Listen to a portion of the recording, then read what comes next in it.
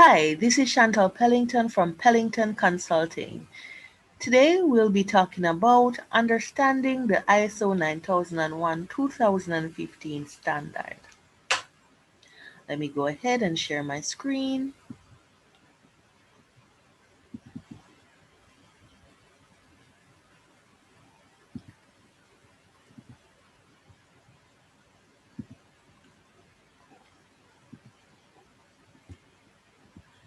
What is ISO? ISO means International Organization for Standardization. It comes from the Greek word isos, meaning same, such as isosceles triangle, which means two same sides. ISO here means same standard. So when you implement the standard in your organization, here in Jamaica or wherever in the world, it is the same standard. There are some terms used in the standard as well as when talking about the standard that I would like to define and speak a little about. The first one is quality. Quality is defined as the degree to which a product or service meets its customer requirements. So many people have the notion that quality equates to designer items or expensive, but really and truly, quality is simply the degree to which a product you have bought or a service you have used has met your requirements as a customer. What is a management system? According to ISO, a management system is the way in which an organization manages the interrelated parts of its business in order to achieve its objectives. So, what then is a QMS, a quality management system?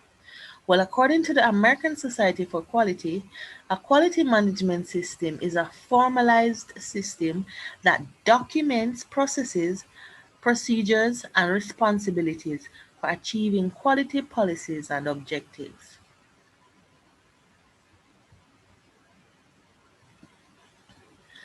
The standard is grounded in the PDCA cycle, which was developed by a scientist named Dr. Deming. It is the Plan, Do, Check, Act cycle, and you do this so as to manage processes and systems to achieve quality all the time.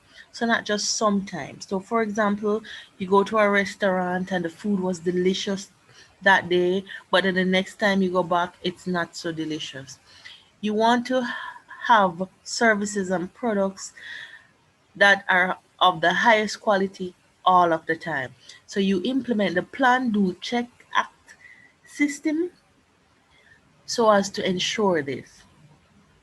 And it is say what you do what you say, prove it and improve it.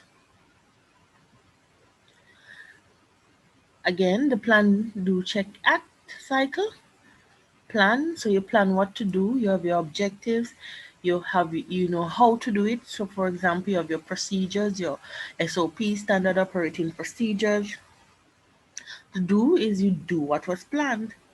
So you have your monthly targets, you do what you set out to do. You check your monthly targets to see if things happen according to plan. If not, if there were non-conformities, if things didn't go as planned, you act. How do you improve next time? The standard is also grounded in the risk-based thinking. And according to ISO 9001, 2015, risk is the effect of uncertainty, and any such uncertainty can have positive or negative effects. So many times persons, see risks as only negatives, but risks are can be positive or negative. Risk-based thinking is a systematic approach to risk that should be incorporated throughout the entirety of your QMS rather than treating risk as a single component. This forces you to be proactive rather than reactive, which promotes continual improvement. And this was taken from the 9000 store. So risk-based thinking continued. You have, for example, your risk. You have your risk management.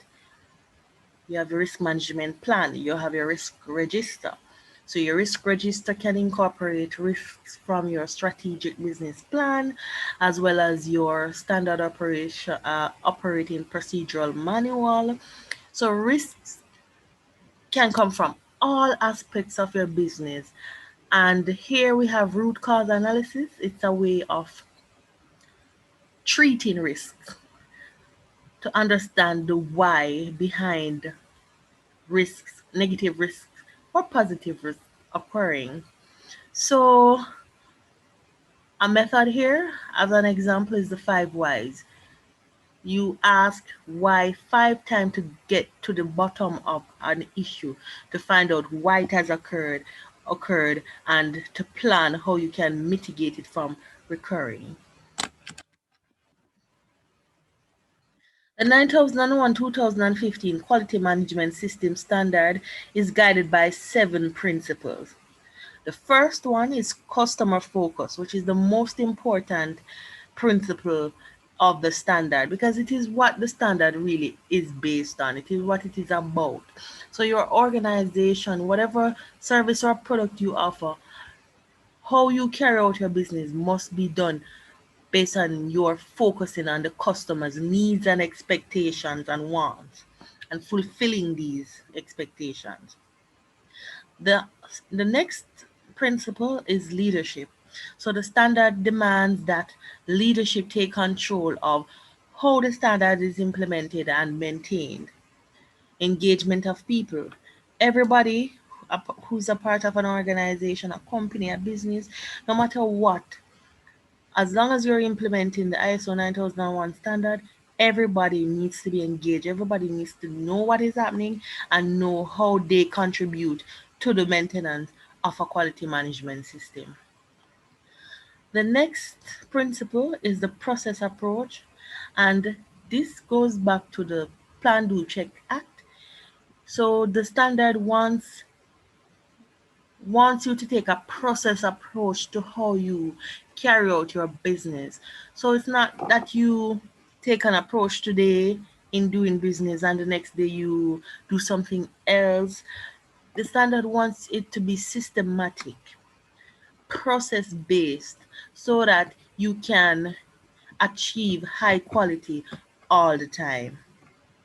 The next principle is improvement, and the standard expects that no matter what you're doing, you're always improving.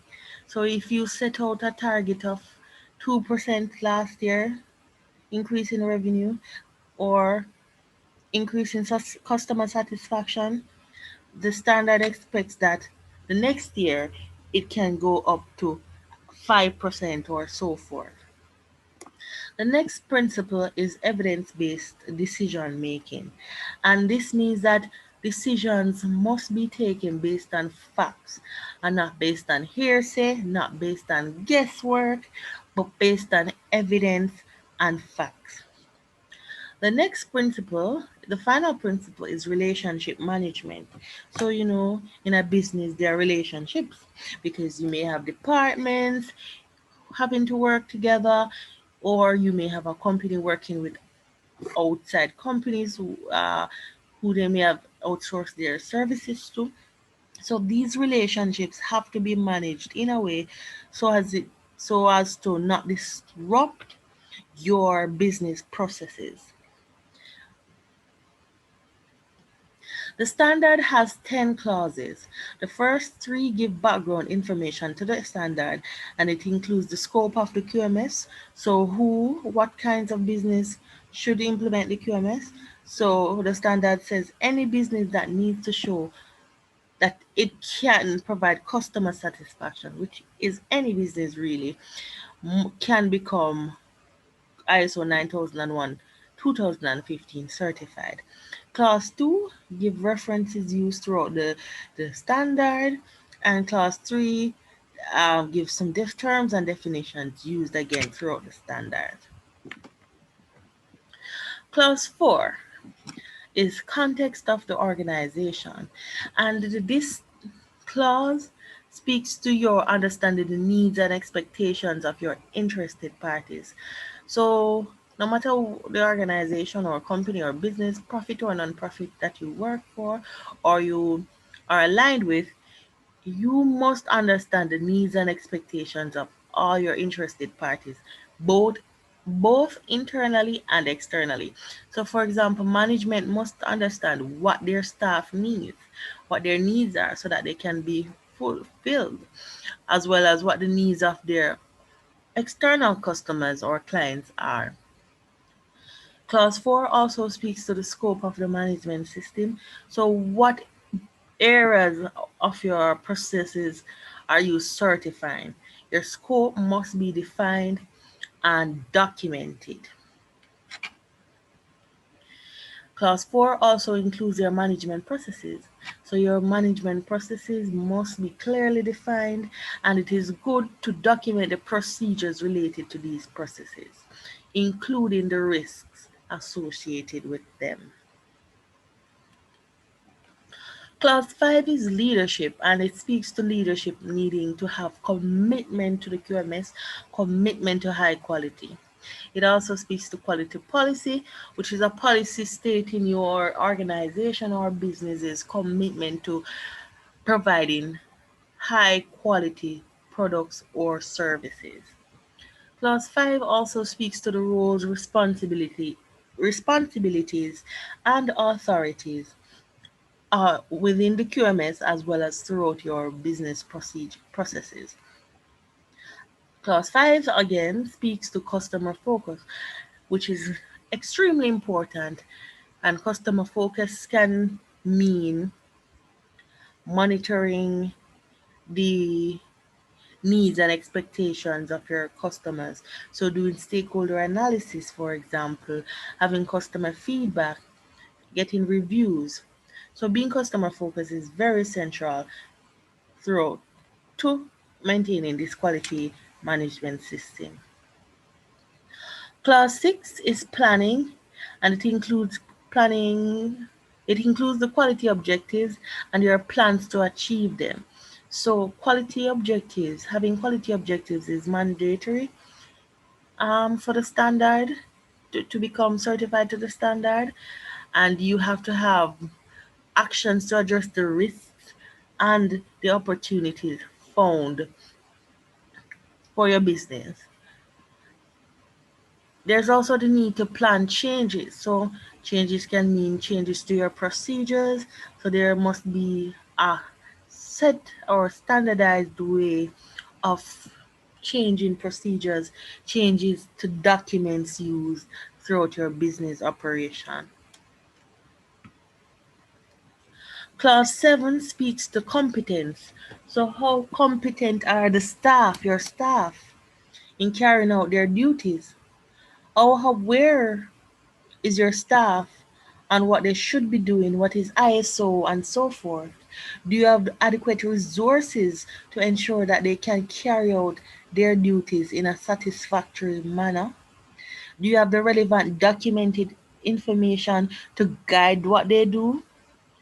Is communication effective? Do you have the proper monitoring and measuring resources to ensure that your targets are met? Clause 8 is operation, and it speaks to operational planning and control, requirements for your products and services. It could be legal requirements, customer requirements. It also includes design and development, so how you design and develop your services or specific products. It speaks to production and service provision, how you again create how production will take place and how you provide your service or create your products. Clause 8 also speaks to the control of external provision of goods and services, so your suppliers. It speaks to release of products and services. So the standard says that non-conforming products and services should not be released. A non-conforming simply means products or services that do not meet your set or agreed requirement for the product or service. Clause 8 speaks to property belonging to customers or external providers as well. And these must property belonging to customers must be kept safe. It also speaks to identification and traceability throughout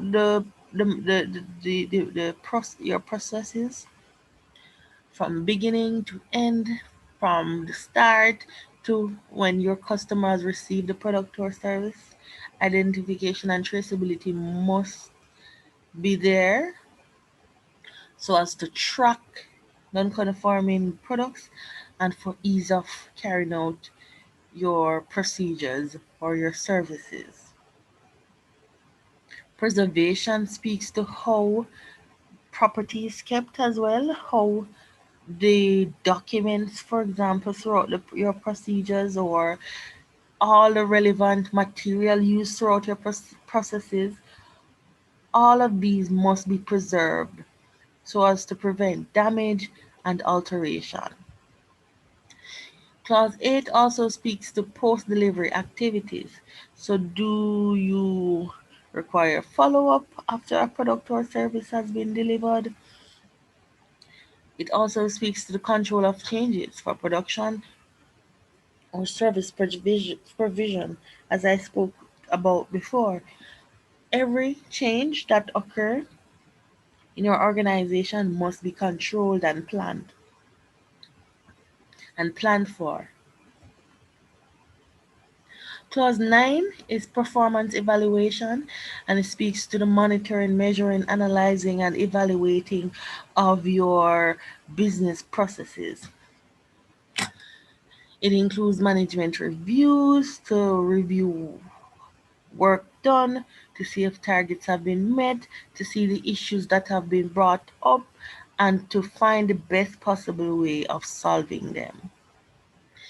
Clause 9 also speaks to internal audits because internal audits must be done to verify that the system is operating as it should be. Clause 9 speaks to customer satisfaction, which is the whole aim of this standard is to achieve customer satisfaction. So if you're in an industry or you have a company that needs to ensure that your customers are satisfied and assure them that you are carrying out your operations in the highest possible way, in highest quality of highest standard rather, you need to really implement this standard and maintain it in such a way so as it is effective. Clause 10 is continual improvement and it speaks to, as I was mentioning throughout the presentation so far, nonconformity and corrective action and preventative action, which is action taken to prevent the cause of a nonconformity before it can occur. So you have your planning, your risk-based thinking, your planning ahead. Corrective action, on the other hand, is action taken to eliminate the cause of a nonconformity in order to prevent it from recurring. So, this is your root cause analysis to prevent nonconformities from happening again. And this will, of course, result in retained income instead of having more expensive because of nonconformities.